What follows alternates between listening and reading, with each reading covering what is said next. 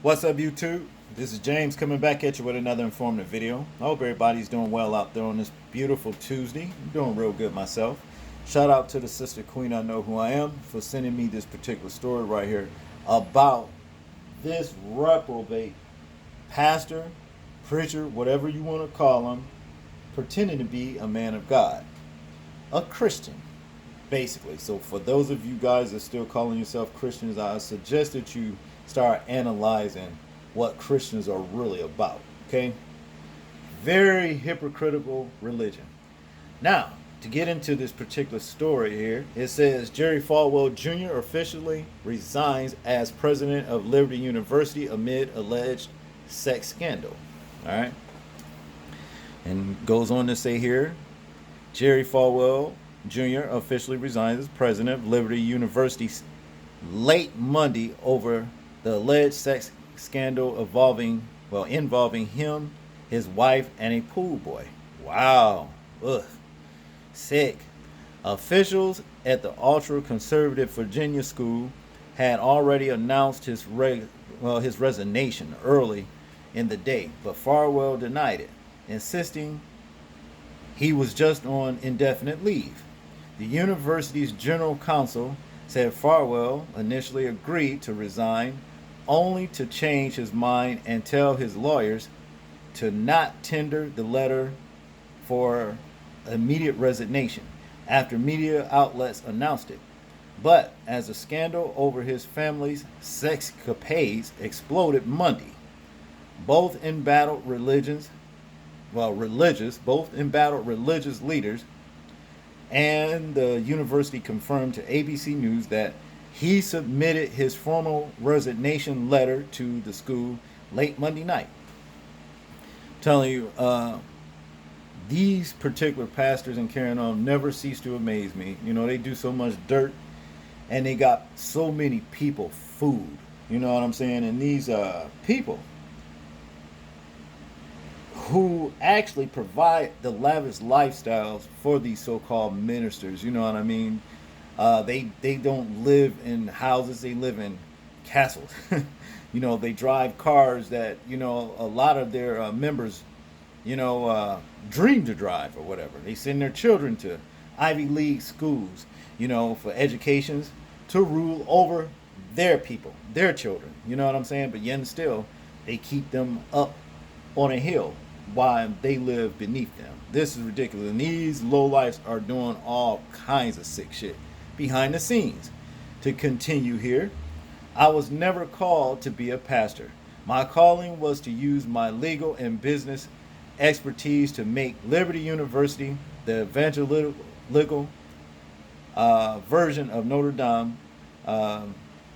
Farwell told ABC News. Some of us are called to be preachers. That wasn't time. Well, that wasn't mine. I was called to make Liberty University the greatest Christian universities in the world, and I couldn't have done that as a preacher. The school's acting president, Jerry Prevost, called for prayers as we walk with the Lord through this stormy time of transition. Please. Now, normally, like when these type right here, Mr. Falwell Jr. gets exposed, the first thing they want to holler, well, I wasn't called to be a pastor. Well, you knew that before you got into it. So, but the thing is, you lied in the first place. It wasn't about Liberty University, as far as I'm concerned. It was about the money. It's always about the money. In the meantime, still do your little reprobate behavior, behind the scenes. Let's continue here. This conservative leader had already been in the indefinite leave. Been on indefinite leave, overseeing Liberty after a photo surfaced showing him with his jeans unzipped and an arm around a woman who wasn't his wife. Farwell, the son of the late famed televangelist Jerry Falwell Jr., then revealed in a statement to the Washington Examiner on Sunday that he and his wife, Becky, were allegedly being extorted by a former pool boy who had an affair with his spouse.